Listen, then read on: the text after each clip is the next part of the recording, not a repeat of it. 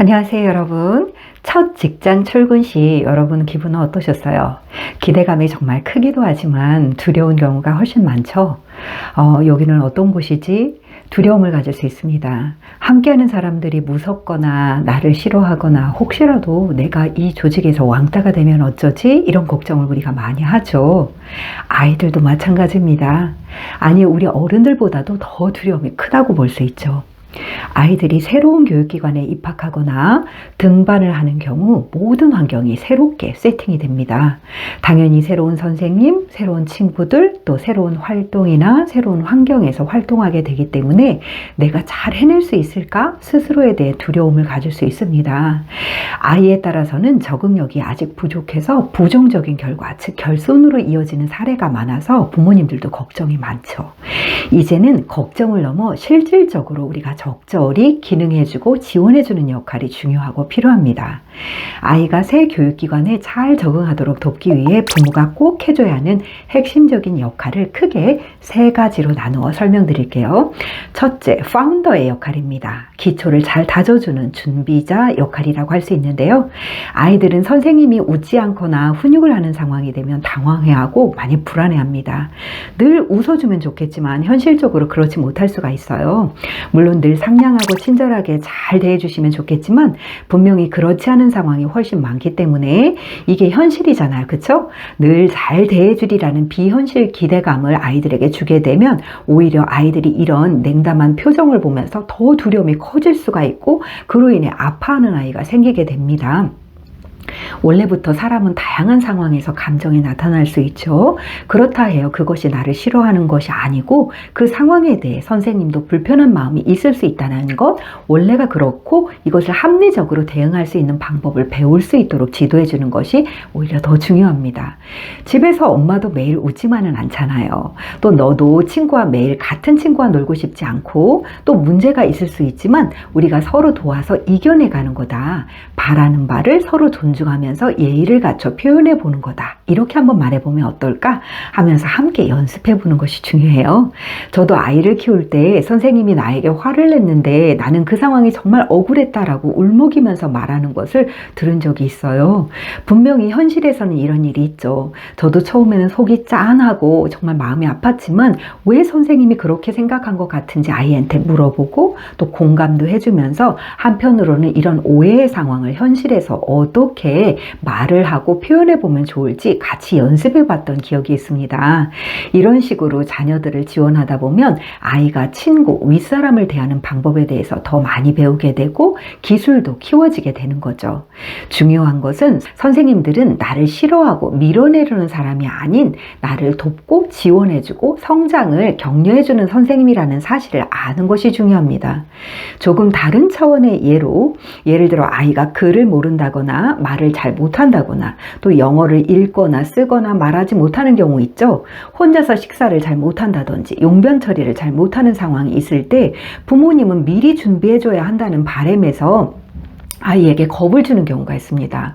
예를 들어 너 그런 것도 못하면 학교 어떻게 다닐 거냐, 친구들이 다 싫어할 거다, 선생님도 안 좋아한다, 이렇게 말을 해주시면 어떻게 될까요? 아이는 그 기관에 대해서 정말 두려움이 크게지고 또 가기 싫어지겠죠. 오히려 실수할 수 있다, 이것이 정상이다라고 말해주세요. 하나씩 배워가는 거다, 누구나 이렇게 하는 거다 라고 사실을 알아가는 것이 중요하다라는 것을 얘기를 해주다 보면 오히려 굉장히 큰 결과를 얻게 됩니다. 그래서 아이들이 실수하는 상황이 실제로 아주 많이 발생하거든요. 그럴 때 이런 예방적 대화가 없었던 아이는 무척 당황합니다. 나의 실수가 나의 부족함으로 인해서 반 친구 선생님들이 나를 안 좋게 싫어할 수 있다라고 생각을 하거든요.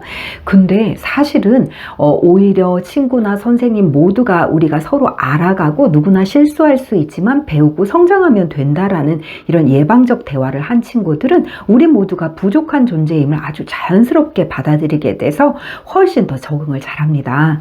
물론 그렇다고 해서 늘 실수를 연발하라는 의미는 아닌 거 아시죠? 완벽주의가 생각보다 사람을 아주 많이 힘들게 합니다. 아이들을 움츠러들게 할 수도 있어요.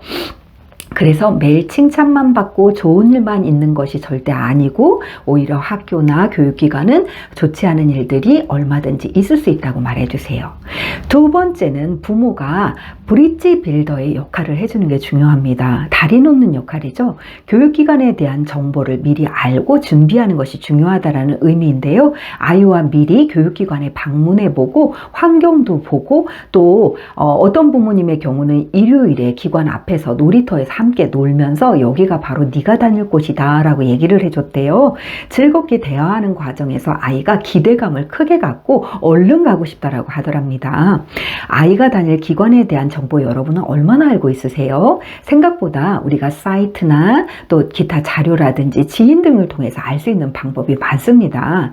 같은 동네에 사는 아이들이 있을 수 있죠. 어떤 걸 배우고 무엇이 재밌었는지 이런 것들을 같이 이야기를 하면서 기대감을 높여가는 거 좋습니다.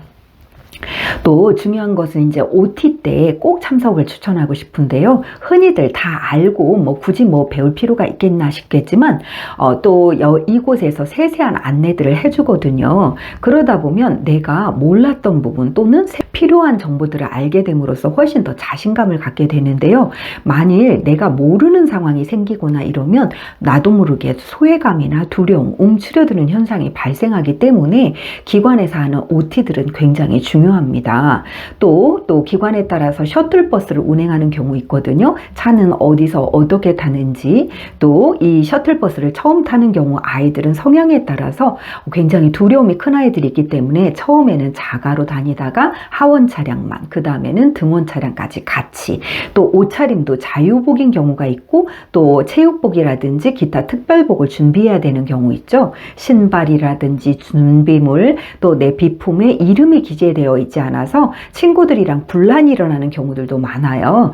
그래서 어린아이들의 경우는 이것이 또 굉장히 큰 부정적인 기억으로 남을 수가 있기 때문에 부모님이 교육기관은 내가 아이들이 스스로 무조건 해야 한다라고 네가 다 알아서 해라 이런 식으로 전혀 안 챙겨주는 부분도 별로 권장하고 싶지 않고요. 또 예를 들어서 세세하게 너무 부모님이 챙겨주셔서 아이들은 내가 하는 일이 아니라고 하는 것 또한 좋은 방법이 아닙니다. 우리는 아이들에게 처음부터 이 아이의 특성을 고려해서 처음에는 이런 식의 도움을 주되 이것이 왜 내가 스스로 챙겨야 하는 것인지 어떤 부분이 중요한지를 알게 하면서 아이 스스로 챙겨나가는 뿌듯함, 성취감을 기르게 하는 것이 중요합니다. 특히 최근에는 또 코로나 이슈로 인해서 감염관리나 확진자 발생 시 긴급 대응 방식들이 기관마다 또 차이가 있어서 잘 알고 대응하는 것이 중요합니다. 수많은 사람들과 성공적 협업이 중요하기 때문에 내 아이가 이 기관에 맞춰서 공동체에 잘 적응할 수 있기 위해서는 아이들에게 그 아이의 특성을 기관에 있는 선생님께 잘 안내해드리고 또 소통을 해서 원활하게 아이가 잘 적응할 수 있도록 성공적 지원을 하는 게 중요합니다. 특히 영재아라든지 특별한 교육적 요구를 가진 아이들의 경우는 일반 아이들과 다른 특성을 보이기 때문에 더욱 브릿지 빌더의 기능이 중요합니다. 세 번째는 서포터, 지지자의 역할이 중요한데요. 아이의 성장을 지원해 준다는 얘기입니다. 교사와 아이가 있죠. 그 사이에 부모가 있습니다. 아이는 부모가 교육기관 선생님을 신뢰하는 모습을 보면서 교사와 그 교사가 가르쳐주는 배움에 대해서 더욱 신뢰하고 호기심을 갖게 돼요. 따라서 일상에서 매우 긍정적인 기대의 말을 해주는 것이 중요한데요. 기관에 대한 불편 상황은 당연히 있을 수 있습니다. 그런데 그럴 때마다 선생님이나 기관에 대해서 부모님이 부정적인 피드백을 하는 것을 아이가 은연중에 듣게 돼요. 그러다 보면 선생님이나 교육기관에 대해서 이 부분에 신뢰하지 않는 경우가 많아요. 여러분 한 학부모님이 이런 말씀을 하시더라고요. 아이가 교육기관에서 시험을 봤는데 자기가 처리한 답변도 맞는 답인데 선생님이 틀렸다고 했대요. 그럴 때 아이가 굉장히 불만을 토로할 때 부모님이 이런 얘기를 해주셨대요.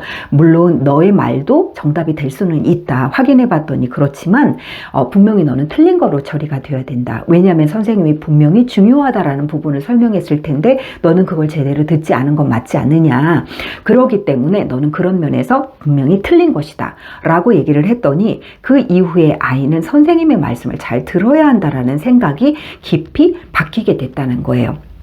우리가 먼저 선생님이나 교육기관에 대해서 존중하고 잘 따르는 모습을 보이면 아이의 평생 성장의 태도, 즉 교육기관을 대하는 태도, 그리고 뭔가를 배움에 임하는 자세를 좋게 형성시킬 수 있습니다.